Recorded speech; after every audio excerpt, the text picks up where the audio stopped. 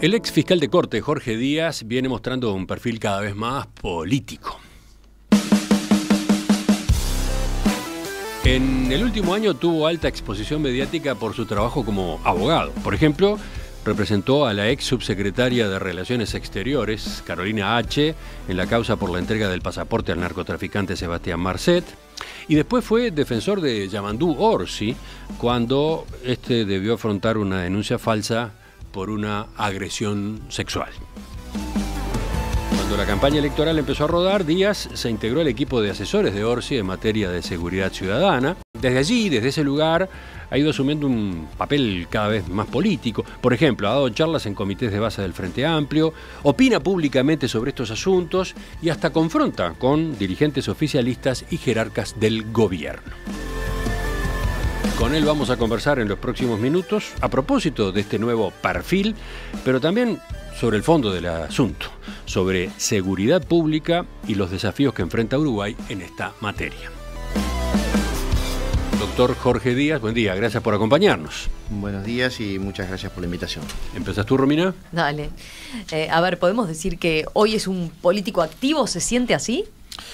Soy un ciudadano que ejerce su profesión de abogado y sí, también hace política. Hace política, no se identifica como político. No soy un político profesional, eso claramente. Soy un ciudadano que realiza actividad política activamente y que desde hace ya un buen tiempo asumió el compromiso personal con el candidato a la presidencia de la República, Yamandú Orsi, de acompañarlo y de hacer todo lo posible para que él sea el próximo presidente de los uruguayos. Con posterioridad se dieron los hechos de pública notoriedad, donde Yamandú fue denunciado, una denuncia falsa, la que hacía referencia a Cotelo, y eso los oyentes lo conocen perfectamente. Me solicitó que dirigiera y encabezara su equipo de defensa. Eso, obviamente, en ese tipo de circunstancias, los lazos se estrechan mucho más aún. Y bueno, y con posterioridad me pidió que me integrara al equipo de, nosotros lo llamamos seguridad y justicia, porque no queremos hablar solo estrictamente pelado de seguridad. Y desde ahí he tenido una participación, no siempre la que yo desearía, por razones laborales, pero sí he tenido una participación activa. Se llegó a especular mucho con la posibilidad de que usted fuera candidato al Parlamento. ¿Qué pasó con eso? ¿Hubo versiones que circularon? ¿Tenían asidero, no tenían? Las versiones que circularon, pero la realidad es de que yo no fui candidato a ningún cargo en las elecciones nacionales. ¿Es una decisión suya? Las decisiones nunca son unipersonales, siempre hay decisiones. Las decisiones que cualquier ciudadano toma son familiares también, y por otro lado se discuten en los colectivos, pero al final del día siempre termina siendo una decisión personal, ¿no? Nunca son exclusivamente personales. Romina. Lo que es claro es de que mientras otros que me critican sí son candidatos, el criticado no es candidato. ¿Usted alude a ex colegas suyos incluso? En general, a muchas personas que han hablado durante todo este tiempo, nada más que... creo que la audiencia entiende perfectamente a lo que me estoy refiriendo. ¿Cómo divide su tarea o cómo, por ejemplo, ahora en plena campaña, cuán relegado ha quedado su rol de abogado, digamos? Yo soy abogado y vivo de mi profesión, o sea que muy relegado no puede quedar por razones obvias, ¿no? Yo diría que quizás, mi principal compromiso profesional es con mis clientes. Eso lo tengo absolutamente claro. Integro un estudio que considero, y acá voy a sacar la camiseta, que es el mejor estudio jurídico que hay en el Uruguay. Trabajo con un grupo de profesionales de excelencia y a él me lleva muchísimo tiempo. Y lo hago con gusto porque es mi vocación y mi profesión. He ido insertando la actividad política en la medida de las posibilidades, y bueno, divido el tiempo en la medida de lo que puedo, teniendo claro cuáles son las prioridades, ¿no? Ya que mencionó al estudio jurídico, usted se desempeña en el mismo estudio que Leonardo Costa, por ejemplo, ¿no? Y a ese estudio aludió la semana pasada el senador electo Pedro Bordaberry. Mencionó públicamente a la seguridad como uno de los temas en los que el futuro gobierno y la oposición tienen que trabajar unidos. Y consultado sobre qué figura del Frente Amplio considera que puede aportar a las políticas en esta materia, lo mencionó a usted.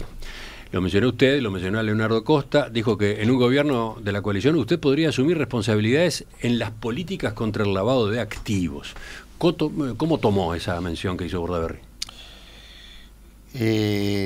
Las escuché, las analicé, las entendí y bueno, fue un halago que no solo para mí, sino también para mis socios, y Leonardo Costa y Oscar Bruno, y para el estudio, y punto. Porque veo que después, si uno sigue, aparecen los Cusco Rabones ladrando contra el viento, entonces prefiero dejarlo ahí. Entendí perfectamente lo que Pedro quiso decir y está. ¿Sabe por qué? Automáticamente aparecieron lo que Tabaré Echeverri llama los Cusco Rabones que ladran contra el viento, y como no quiero entrar en ese terreno, prefiero poner el punto acá para que tengamos tiempo de hablar de las propuestas y de los temas más urticantes. Está bien, pero no había más remedio que comparar, porque también unos días antes había sido Álvaro Delgado quien mencionó a Cristina Lustenberg, ¿no? A la diputada Cristina Lustenberg como eventual participante de equipos relativos a la primera infancia, y ella, Cristina Lustenberg, respondió, dijo que no se iba a prestar a juegos demagógicos. Usted mantuvo silencio. Usted, cuando lo mencionaron, usted mantuvo silencio. Sí. Por eso, punto. Y aparte. No voy a hacer comentarios respecto de esas declaraciones. Mi filiación política es pública. Mi posición en este tema de cara al balotaje también es pública, pero no voy a entrar en ese terreno porque creo que o sea, entendí lo que dijo Pedro y punto. Digo, después lo otro, las consecuencias posteriores, los dichos posteriores. Entonces, como no quiero entrar en ese terreno de debate de zócalo, sino que lo que ¿Pero estaría dispuesto a aportar a un gobierno en caso de que no sea Yamandú Orsi? Desde su área de expertise, claramente, como decía Bordaberry. Nadie lo ha planteado, y la verdad es que en principio aspiro, hoy estamos de cara a un balotaje y aspiro que el 24 sea electo Yamandú Orsi presidente de la República. Hasta ahí llegamos y hasta ahí sabemos. El 25 es otro día. Le aclaro que en principio no estoy interesado, o sea, no estoy interesado, si estuviera interesado en hacer política profesional, claramente hubiera sido candidato. O sea. Bueno, pero acá sí, no se pensaba necesariamente en política profesional, ¿no? Sino en por su expertise, por su grado de conocimiento sobre determinados temas. ¿Sabe qué pasa? Que hay gente que hace política por cargos, pensando en cargos o pensando en obtener cargos. Yo creo que la política es algo mucho más lindo, más importante, más trascendente que los cargos. Entonces, me niego a discutir de política pensando en los cargos o hablando en cargos. O sea, yo creo que prefiero hablar de políticas públicas, discutir de propuestas, debatir ideas, confrontar ideas, hacerlo con respeto, que creo que es lo que estamos perdiendo bastante en el Uruguay, lamentablemente, y no hablar de cargos. Yo creo que hablar de cargos, por lo menos desde mi visión, ojo, respeto todas las posturas, todas las visiones, pero desde mi visión es hablar de cargos enturbia todo. Entonces, vuelvo a repetir, entendí lo que dijo, y punto. Enseguida retomamos. Vamos al fondo del asunto ahora sí. Primero, un pasito para atrás porque no quiero que la audiencia malinterprete. El hecho de que me niegue a hacer comentarios respecto a lo que dijo Pedro no significa que yo esté dispuesto a aceptar ningún cargo si gana Delgado. De hecho, no estoy dispuesto. O sea, lo aclaro por las dudas porque se podía malinterpretar. Digo que no me voy a referir a esos dichos porque, bueno, ustedes escucharon las consecuencias y prefiero no ingresar en ese terreno. Vamos a los temas de seguridad ciudadana. Sí, vamos a eso. A ver, sobre todo lo que implica la prevención y la represión. Usted ha señalado, por ejemplo, en charlas que ha dado en comité de bases, que no es sencillo bajar las cifras de delito que hoy en día tiene Uruguay, que no hay recetas mágicas, pone énfasis, y que de hecho es un desafío que han tenido todos los gobiernos, ¿no? Post dictadura. Hoy las actuales autoridades del gobierno vienen reivindicando este enfoque dual que llaman. Pero mi pregunta es, ¿cómo sintetizaría usted su visión y la del Frente Amplio sobre este tema? Nosotros yo vengo hablando desde hace muchísimo tiempo de una política pública de seguridad. Me habrán escuchado una y mil veces hablar de política. No en esta campaña electoral, no en los comités, no, lo vengo diciendo desde hace muchísimos años atrás, que una política pública de seguridad tiene 4 acciones básicas, que son la prevención, la represión de los hechos delictivos o violentos, la investigación criminal y la persecución criminal. Si se quiere, lo podemos resumir a esas 4 acciones en 2, prevención y represión. He venido diciendo de que este país está enfermo de represión y nunca habla de prevención o nunca hace efectivamente prevención. Y básicamente la política que impulsa el Frente Amplio, la política que impulsa la fórmula Orsi-Cose, está vinculada precisamente a esas 2 acciones, a llevar esas 2 acciones en forma coordinada. O sea, usted comparte globalmente el criterio que anuncia este gobierno y este Ministerio del Interior, pero entiende que no faltan elementos, que la forma como se lo encara no es completa. Entiendo que no lo han aplicado, porque yo creo que la seguridad, y voy a poner una imagen gráfica que cualquier oyente lo va a entender, la seguridad no tiene que mirarse desde el despacho de Lucas Oves y Mercedes. La seguridad se tiene que mirar desde el despacho que queda acá enfrente en Torre Ejecutiva. Porque centralizar el tema de la seguridad en el Ministerio del Interior y en particular en la policía exclusivamente es una mirada hemipléjica de la seguridad. Entonces yo veo que hay mucho debate policial sobre qué tiene que hacer la policía, y yo creo que es muy importante porque la policía es trascendente, es importante, pero no es exclusivamente la responsable del tema de la seguridad. ¿Pero por qué hace referencia a Torre Ejecutiva con inteligencia? Bueno, no solamente por inteligencia. Una política pública de seguridad tiene que atender la prevención y la represión. La prevención, el delito es un fenómeno multicausal. Tiene causas económicas, causas culturales, causas sociales. O sea, yo te diría que hasta en algunos casos, se podrá asombrar, pero tiene hasta causas urbanísticas. Las ciudades muchas veces están diseñadas de forma tal que favorecen el desarrollo del delito, y estoy pensando en lo que pasó en Casaballe en su momento, con calles que no tenían salida, con pasajes que estaban cerrados, en fin. Si no tenés un enfoque global del tema que involucre a un conjunto muy importante de instituciones en la parte preventiva, que estoy hablando, pensando en ACE, pensando obviamente en primaria y en secundaria, pensando en la NEP, porque también la educación privada ahí tiene algo que hacer, pensando en lo que tiene que ver con los factores económicos, si no tenés un enfoque global que prevenga el delito, un enfoque de inteligencia. Hoy por hoy los delitos informáticos, hablamos de globalidad y aprobamos una ley que es bastante mala, dicho sea de paso, ahora cuando está terminando el gobierno. La Convención de Budapest tiene 20 años, Uruguay no la ha ratificado. Hay países que no cooperan con Uruguay en materia de delitos informáticos porque Uruguay no ratificó Budapest. Es decir, por ejemplo, pero sin embargo en la LUC aprobamos un conjunto de delitos para dejar contenta a la gente, pero en realidad no atacamos el problema.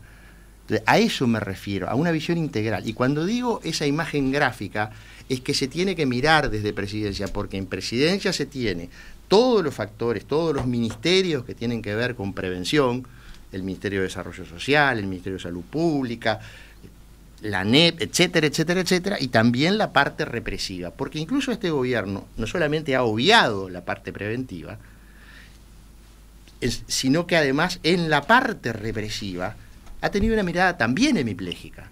¿Por qué? Porque se habla de policía, policía, policía, policía, y se está olvidando de un actor fundamental en la represión, que es la Fiscalía. La Fiscalía es la institución encargada de la persecución criminal, y sin embargo, este gobierno lo único que hizo durante estos 5 años fue darle palo a la Fiscalía. Cuando usted dice la Fiscalía, se refiere a la Fiscalía General de la Nación. Exactamente, como institución que tiene la fundación, porque la policía puede hacer muchas cosas, pero si la Fiscalía no lleva adelante la política criminal del Estado en la persecución, porque los que van a las audiencias son los fiscales, los que acusan son los fiscales, los que piden la formalización son los fiscales.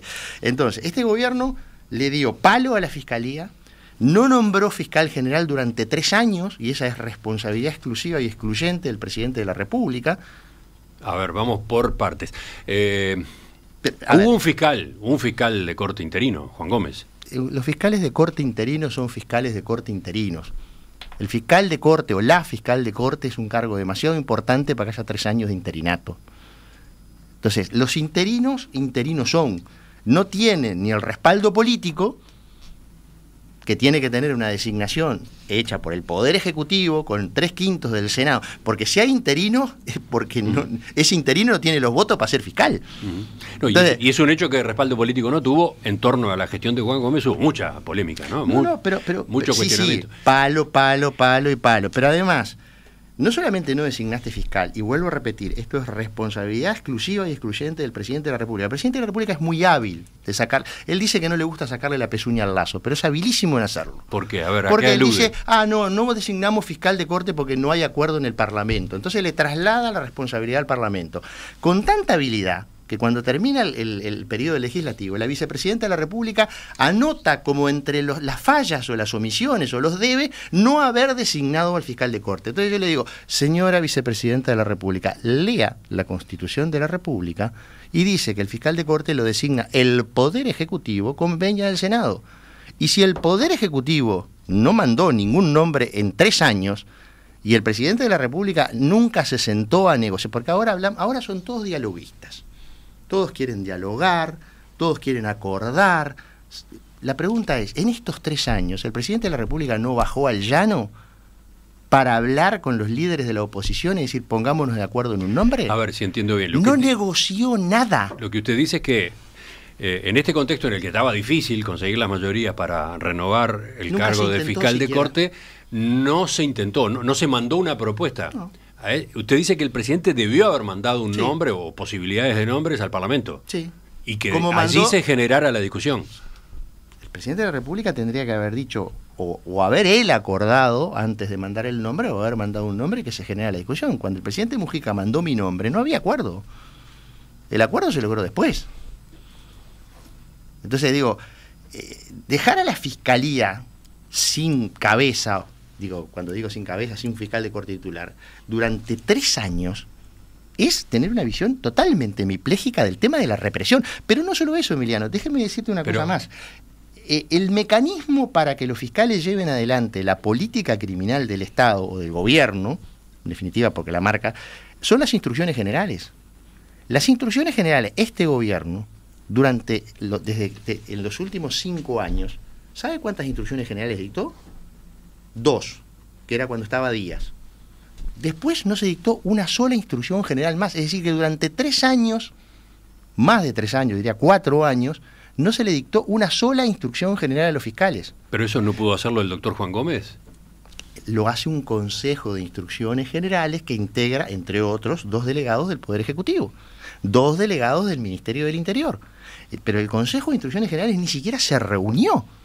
No hubo una sola propuesta. ¿La iniciativa para esas reuniones a quién corresponde?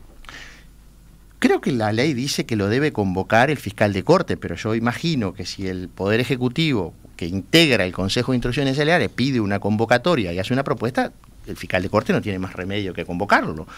Es una cuestión formal. ¿Y entonces? Ahora, en los hechos, no dictaste una sola instrucción general, no designaste fiscal, y lo que hiciste fue públicamente, un día sí y otro también, atacar a la institución encargada de la política criminal, entonces tampoco tuviste una visión holística, si usted quiere, de la represión, porque solamente lo centraste en la policía.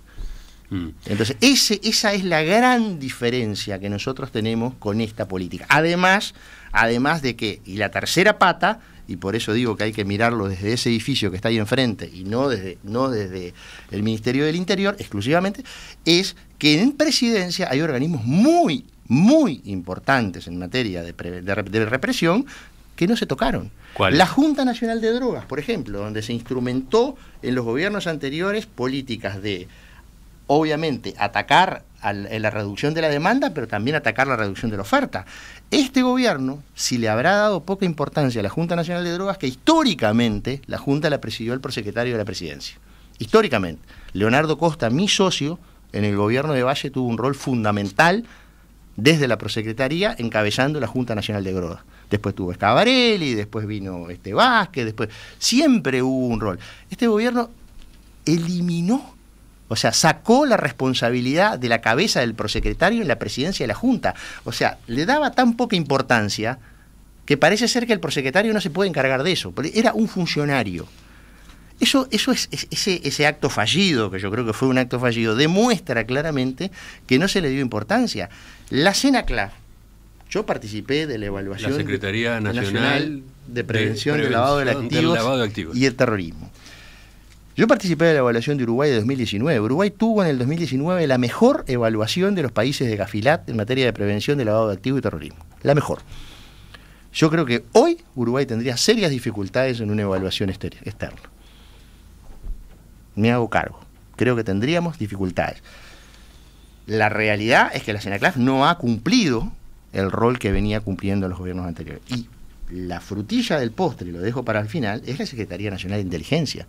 ¿Qué ha hecho la Secretaría Nacional de Inteligencia durante estos 4 años, además de denunciar a senadores por filtración de un documento y ahora echar a un funcionario porque manifestó su adhesión a una candidatura? ¿Qué más sabemos del señor Álvaro García y Santos? ¿Sabemos algo más? Eso, que no sepamos no quiere decir que no se haya hecho nada. ¿Qué es lo que usted ve que debió haber hecho y que parece que no hizo? Por ejemplo, lo dice el fiscal Machado en el archivo de la causa de Marcet. El fiscal Machado dice en el archivo de la causa de Marcet, la mano derecha, yo lo dice con otras palabras obviamente, no sabe lo que estaba haciendo la mano izquierda. Critica al gobierno, además de por otras cosas que son políticas, pero dice que no se utilizaron los mecanismos que era la Secretaría Nacional de Inteligencia y los puntos de enlace que había en el Ministerio del Interior y en la Cancillería. Critica la forma poco profesional que tiene el entonces subsecretario del Interior de transmitir información a través de un WhatsApp. O sea, mire, yo he trabajado, tengo 30 años de funcionario público, fui juez durante muchos años, juez instructor, fui juez de crimen organizado, después fiscal general. He trabajado con todas las agencias, o casi todas las agencias de inteligencia del mundo prácticamente. Nunca vi la comunicación por WhatsApp entre los servicios de inteligencia. La verdad que eso demuestra un poco profesionalismo. El fiscal Machado lo dice en su archivo. Pero le digo más. Mientras la Dirección de Drogas le pedía a Maciel que averiguara cuál era la situación de Marcet a través de la Cancillería y Maciel mandaba WhatsApp, la Cancillería le informaba por la vía que corresponde, por mail, a Interpol, que había un ciudadano uruguayo detenido en Dubái, que estaba pidiendo el pasaporte, y Interpol y Drogas no se comunicaban. Entonces ya no es que entre organismos no coordinamos. Dentro del Ministerio del Interior no se coordinó. Y ese es el ejemplo claro de la falta de coordinación. La otra, exportamos budines de chocolate a Bélgica, que es más o menos como exportarle petróleo a Arabia. No se desató ninguna alarma. A ver, usted ahí está aludiendo a uno de los casos de cargamento que salió del puerto de Montevideo y que luego en Europa se verificó contenía droga. Era un envío de droga. Pero el anterior fue que un ciudadano uruguayo compró budines de chocolate en tienda inglesa, los pasó a zona franca, ahí cargaron la droga y lo mandaron a Europa. O sea, ¿no despertó ninguna alarma una exportación de budines de chocolate a Bélgica? Me pregunto, ¿qué están haciendo los servicios? ¿Romina? A ver, usted hacía esta crítica a partir de lo que decíamos, bueno, cómo veía el tema y cómo se compaginaba el prevención y represión, ¿no? Ese equilibrio. Acá estamos hablando de represión pura y dura. Si pones el énfasis en la represión y a su vez no coordinás la represión, y a su vez a una institución que forma parte esencial la castigás, la maltratás, lo que termina pasando es lo que está pasando. Entonces, esa es para mí la principal diferencia. Podemos hablar ahora después de prevención, que a mí me encanta. Bueno, es que iba a apuntar a eso, porque ahora seguramente vayamos a los puntos más allá de ese diagnóstico que usted promueve y cómo debería encararse en un próximo periodo de gobierno en caso de que en este caso gane Yamandu Orsi, pero voy a partir de esto que veníamos señalando. Por ejemplo, Gerardo desde la audiencia plantea: si está de acuerdo con dar más importancia a la prevención, ¿por qué el Frente Amplio se retiró de la mesa que pretendía incorporar esa visión como política nacional?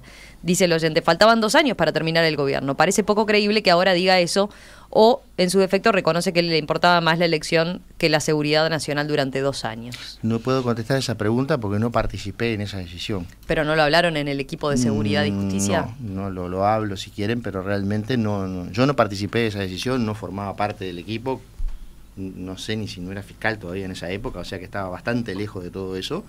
Desconozco. No, lo que sé, y lo que no sé, no lo sé.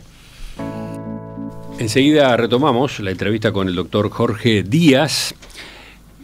Con él, a partir de ese diagnóstico crítico que hace de la gestión de este gobierno en materia de seguridad ciudadana, nos interesa conocer, bueno, cuáles son las alternativas, cuáles son las propuestas para un eventual gobierno encabezado por Yamandú Orsi, qué es lo que dice el programa del Frente Amplio, qué es lo que han ido discutiendo o avanzando en este grupo de asesores en seguridad y justicia.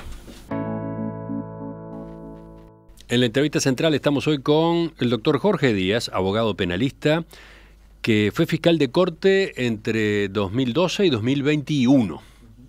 Antes había sido juez de crimen organizado, concretamente en el periodo 2008-2012. Y bueno, ahora en particular lo estamos convocando porque integra el equipo de asesores en seguridad y justicia de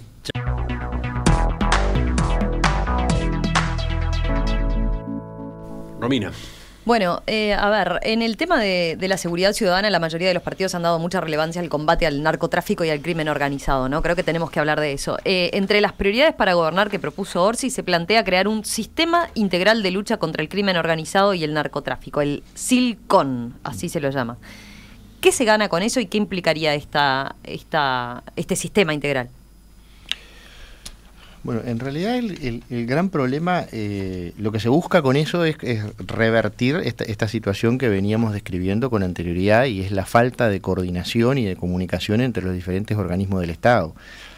En el pasado, yo creo que en el periodo de Jorge Valle, cuando Neco era prosecretario y luego o con anterioridad con Schiavarelli, y con posterioridad con Vázquez, la Junta Nacional de Drogas cumplía un poco ese rol de coordinar, de nexo entre los diferentes organismos del Estado, porque allí estaban los subsecretarios de prácticamente los ministerios, todos los ministerios que tenían que ver con el tema.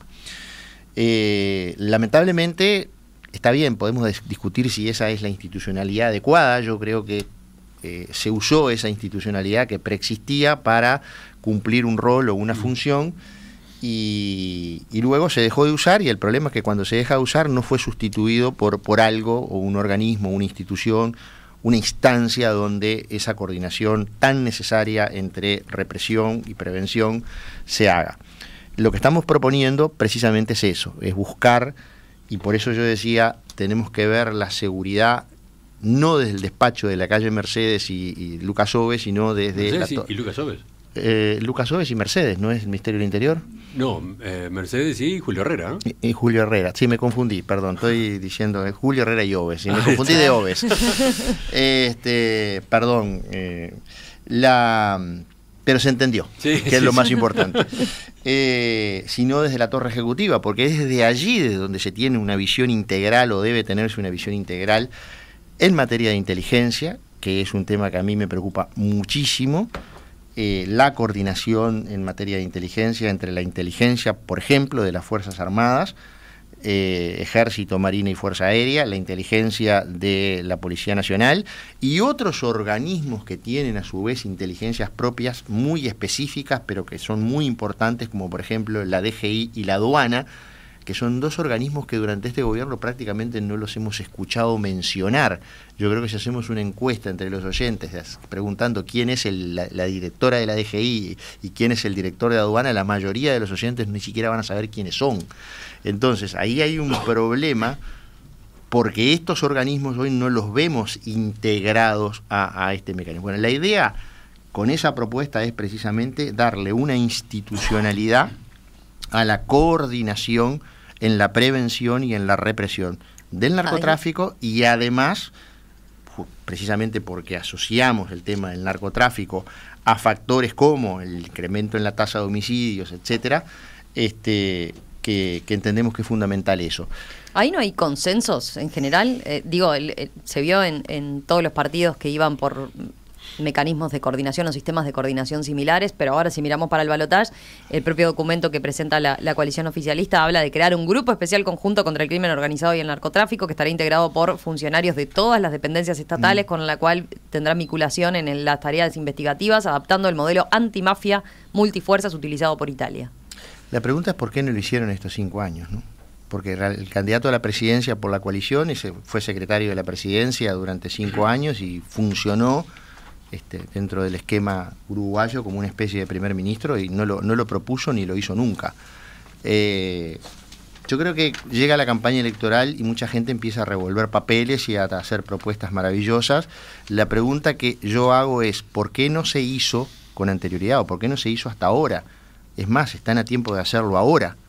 Todavía quedan, al presidente de la calle le gusta decir que quedan unos meses de gobierno. Así como hay unos meses de gobierno para inaugurar obras que todavía no están terminadas, también hay unos meses de gobierno para poder hacer este tipo de cosas. Utilicemos el tiempo. Si estamos de acuerdo, hagámoslo. Pero conceptualmente estamos hablando de algo similar.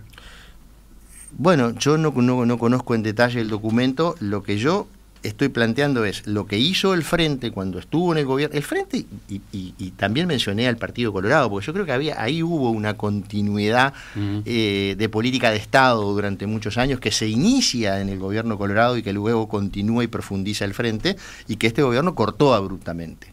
Eso es un dato de la realidad. Lo que estamos planteando es retomarlo.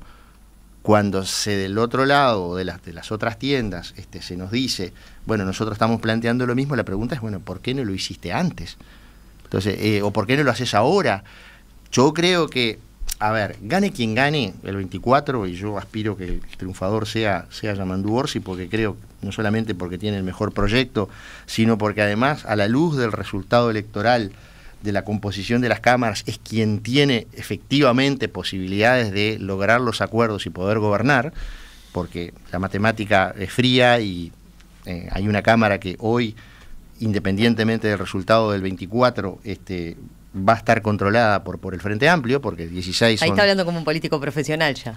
Sí, pero no, profesional no, yo dije que hacía política, yo dije que no era un político profesional, no vivo de esto. No, está bien, pero es un dato de la realidad. Entonces, pero aún si se diera la otra hipótesis, la realidad es que hay que acordar, que hay que coordinar, que hay que tender puentes, que hay que sentarse, y yo estoy seguro, porque lo he hablado, que nos vamos a poner, por lo menos con una parte de las fuerzas que hoy están en el gobierno, nos vamos a poner de acuerdo. El tema es que hay otra parte que tiene una visión completamente diferente, porque tú hablabas de las cifras. Yo te pregunto, Ministerio del Interior, ¿de qué cifras hablamos? ¿De las de Don Ángelo o de las de Rogido? ¿De qué causas de los homicidios hablamos? ¿Las que dice Don Ángelo en el informe del observatorio o lo que dice Rogido en su informe? Porque si ni siquiera nos ponemos de acuerdo en cuáles son las causas de esos homicidios, porque, a ver, en lo que estamos de acuerdo es que Uruguay tiene un problema de seguridad hoy grave. ¿Tá? La tasa media de homicidios del Uruguay es 6 cada 100.000 habitantes, es la tasa histórica. Hoy estamos en 11. Desde hace ya un buen tiempo, 11. Tenemos barrios en Montevideo, o sea, tenemos 5 departamentos que andan entre 10 y 15, que son Montevideo, Rivera, Rocha y Durazno, que tienen tasas superiores a 15 cada 100.000. Tenemos otros departamentos que uno mira las cifras y dice, bueno, cifras cuasi europeas, por decirlo de alguna manera. Y tenemos dentro de Montevideo una situación muy variopinta. Si uno ve los datos cerrados al 2023, 2022, 2023, hay seccionales de Montevideo que tienen índices de 37, 35 y 32 homicidios cada 100.000 habitantes año. Eso implica, esos son los datos de Nicaragua, son los datos de Guatemala. Pero ahí, partiendo de ese diagnóstico tan sombrío, entonces, ¿tenemos un problema de seguridad? Sí. ¿Ese problema es grave? Sí. ¿Tenemos que encararlo? Sí. Bueno, hagámoslo. Pero bajemos a tierra, por ejemplo. Pero tiene que hacerlo el señor, tiene que hacerlo el señor que se sienta allí. Porque hasta ahora... Allí señala a la torre ejecutiva. Claramente. Vuelvo a la torre ejecutiva una y otra vez, porque es desde allí donde se pueden coordinar y establecer las acciones que involucren a todos los organismos del Estado. A ver, ustedes, no sé si alguno de los dos fue funcionario público alguna vez. Ninguno de los dos. Fantástico. Ustedes no saben lo que son las chacras en el Estado. Bueno, lo difícil, las conocemos del trabajo periodístico. Lo difícil que es a veces coordinar y establecer. Entonces, si no está el señor o la señora que tenga el poder y la autoridad como para establecer estas mesas, coordinarlo, dar la institucionalidad y establecer a su vez el diálogo político, porque esto, tal como está la composición del Parlamento, va a implicar dos cosas. Va a implicar convocar a todos los organismos del Estado y va a implicar convocar al sistema político. Porque yo no puedo creer que vayamos a pasar 5 años más con el mismo Código Penal de 1934. Ahí introduce otro tema sobre el cual usted pone énfasis. Pero y sin duda alguna tenemos un código de 1934 y lo único que se hizo en los últimos años fue crear delitos, crear agravantes y aumentar penas. Yo tengo una mala noticia para los legisladores que crean delitos. La mayoría de los delitos que crean no se aplican después. Se siguen aplicando los mismos delitos toda la vida, lo cual está mal. Pero vamos a dejar los espejitos de colores de la creación de delitos, del aumento de penas, porque en realidad, la realidad, porfiada ella, sigue estando ahí. Tenemos un debate que no es conceptual, que es un debate de etiquetas. Entonces, agarremos el toro por las astas y entrémosle al tema. Y eso es lo que estamos proponiendo, eso es lo que venimos diciendo. Pero dejemos de lado el debate que es para la tribuna, porque si no, no vamos a avanzar en este tema. A ver, una pregunta antes de seguir hablando de propuestas y de cómo se plantea este esquema. En los gobiernos del Frente Amplio, y en particular el último, los delitos, determinados delitos preocupantes, subieron, aumentaron de manera significativa. ¿Cómo se entiende si ya se estaban aplicando en esa época, dice usted, por ejemplo, mecanismos de coordinación entre organismos que hoy no serían tan efectivos o que hoy no existirían?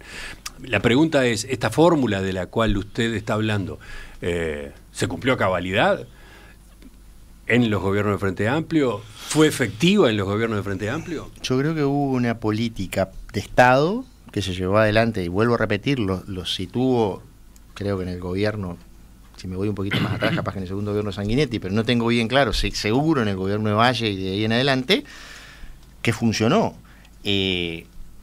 La pregunta es, ¿yo estoy proponiendo volver a ese modelo? No, estoy proponiendo una etapa superadora de ese modelo y superadora del actual que no existe.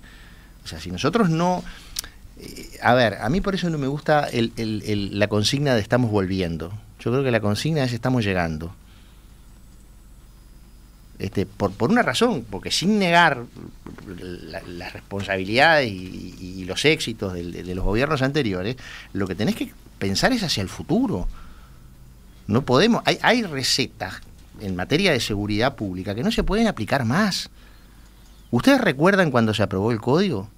El Código del Proceso Penal. ¿Usted recuerda cuando en una entrevista acá sentados los dos mano a mano y usted me dijo, no me voy a olvidar más, porque hizo la mejor descripción en la situación en la cual yo me encontraba? Dijo, usted está en el medio de una tormenta perfecta.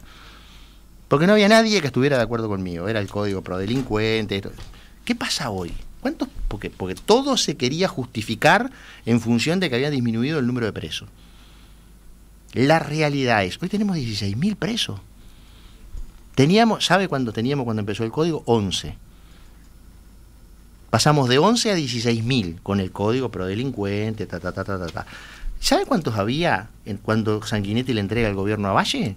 5.000 presos. Eso nos está diciendo algo, porque pasamos de 5 a 11, de 11 a 16, y los delitos siguen creciendo. Entonces, yo no estoy diciendo, que no se malinterprete, que nadie salga mañana a decir, no, Díaz está en contra de la represión. No, no estoy en contra de la represión. No estoy en contra de aplicar la ley. Dediqué mi vida entera a investigar criminales y a mandar gente presa. Porque esa es otra cosa y otro lugar desde donde uno mira las cosas, que es el haber participado activamente en la función. Cuando se hablaba de allanamiento, digo, ¿cuántos de ustedes dispuso una orden de allanamiento? ¿Cuántos de ustedes participó en un allanamiento? ¿Cuántos de ustedes participó de la preparación de un allanamiento? Entonces, hay también una experiencia personal que me permitió estar como juez, como fiscal, ahora como abogado del otro lado, que te da una visión. Y sabemos, los que participamos o los que tuvimos participación, que hay recetas que suenan lindo, pero no funcionan. Le propongo que hagamos otra pausa y venimos después con la tercera y última parte de la entrevista. Ya volvemos a la entrevista con el doctor Jorge Díaz. Más preguntas ya en el final, en esta entrevista con el doctor Jorge Díaz. Sí, a ver, ¿para cuánto nos da? Pero otro aspecto que aparece, si uno lee los distintos programas, ¿no? Tiene que ver con la creación del Ministerio de Justicia, ¿no?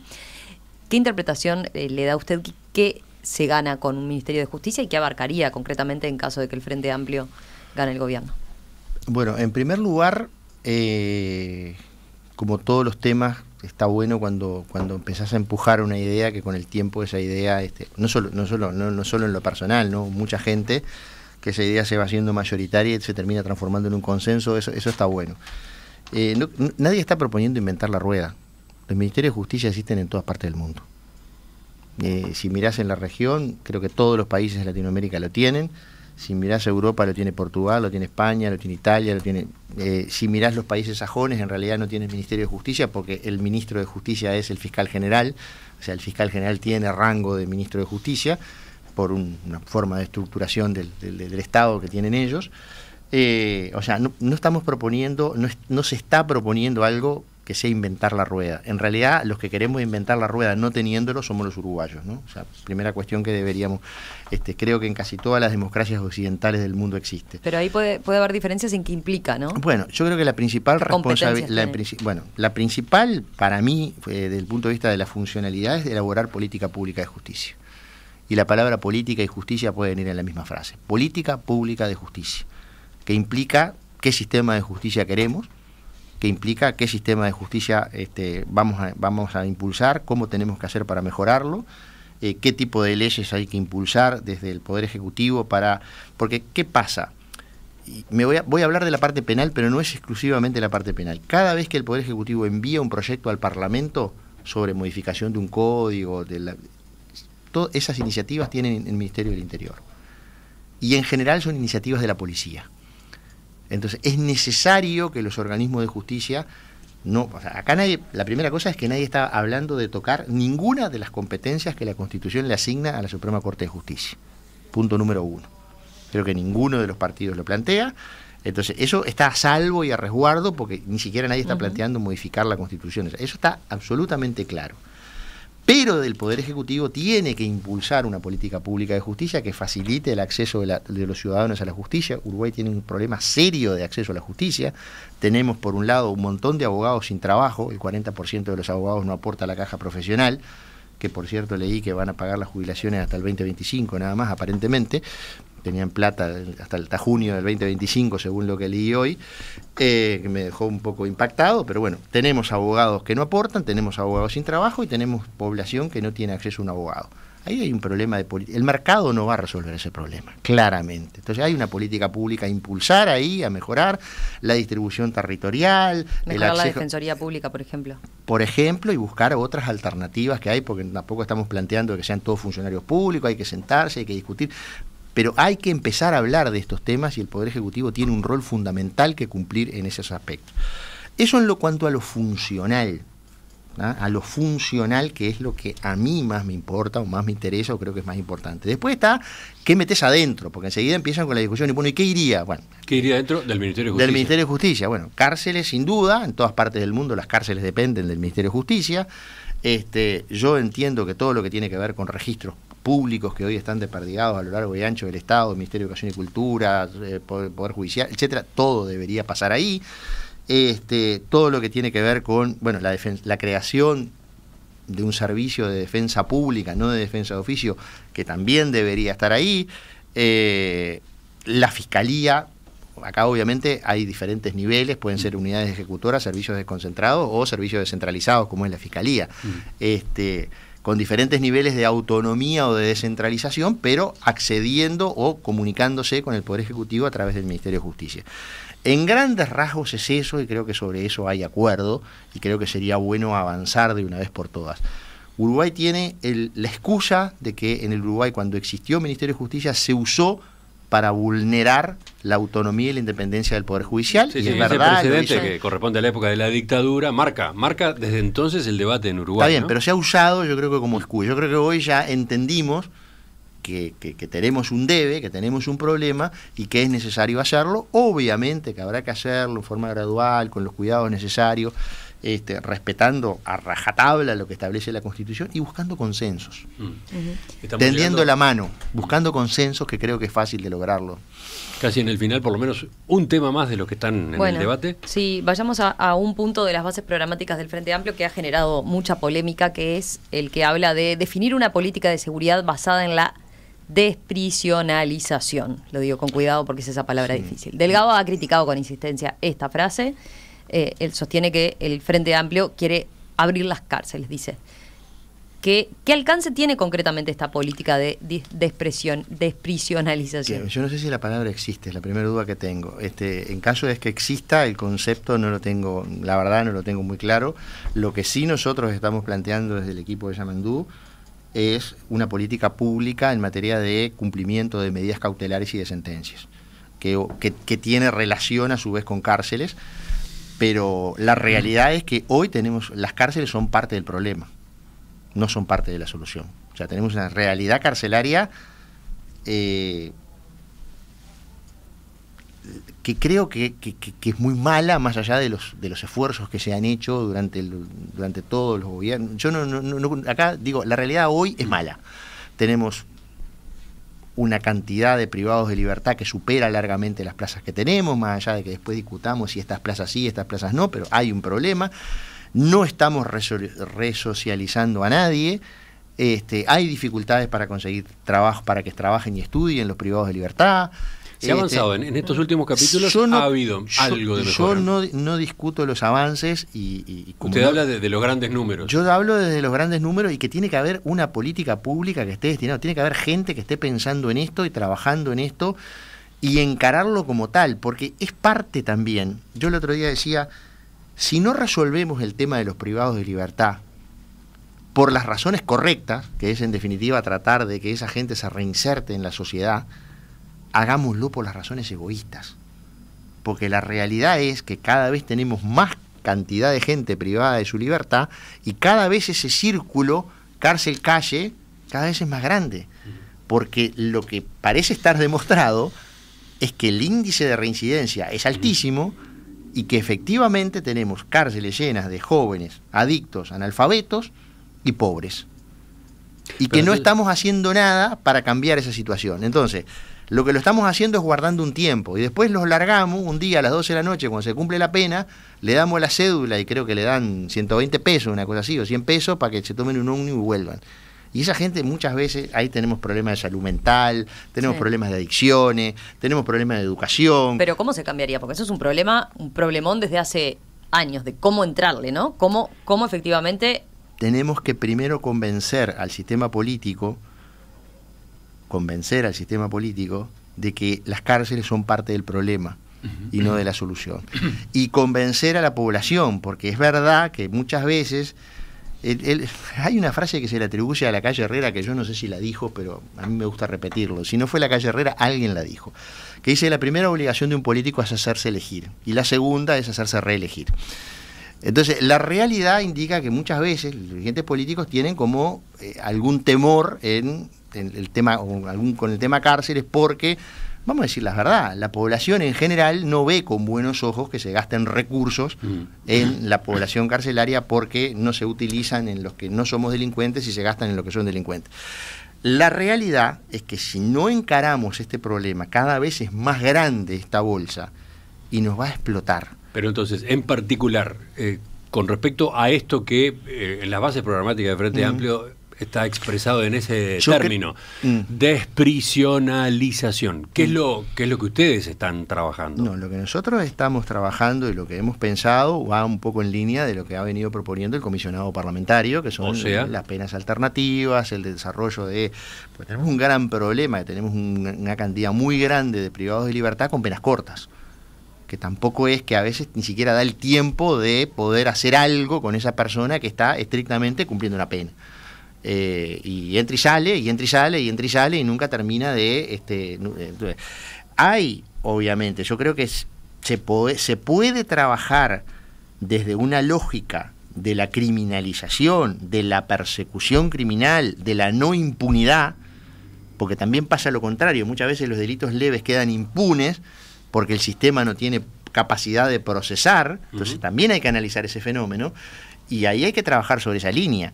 Hasta donde yo participé en las discusiones con el equipo, con Jaime Saavedra y con un montón de gente, estamos hablando de establecer una auténtica política pública de medidas cautelares y de ejecución de condena.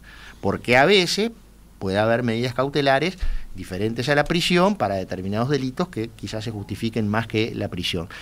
Pero es un tema que hay que discutirlo con mucho cuidado, y yo creo que, si se me permite, creo que el término no fue muy feliz, y generó toda esta especie de me dijo, te dije. Pero yo creo que tenemos que levantar la mira, ponernos por encima de esas cosas y mirar de cara al futuro cómo construimos política pública con esto. Porque si seguimos con tú dijiste, es lo mismo con el tema de los muertos. Yo estoy harto de mis muertos, tus muertos. Harto. ¿Sabes por qué, Emiliano? Porque entre mis muertos, tus muertos, está la madre de mis hijas. Entonces, cuando hablan de mis muertos, tus muertos, están faltándole el respeto a las víctimas, a los familiares de las víctimas.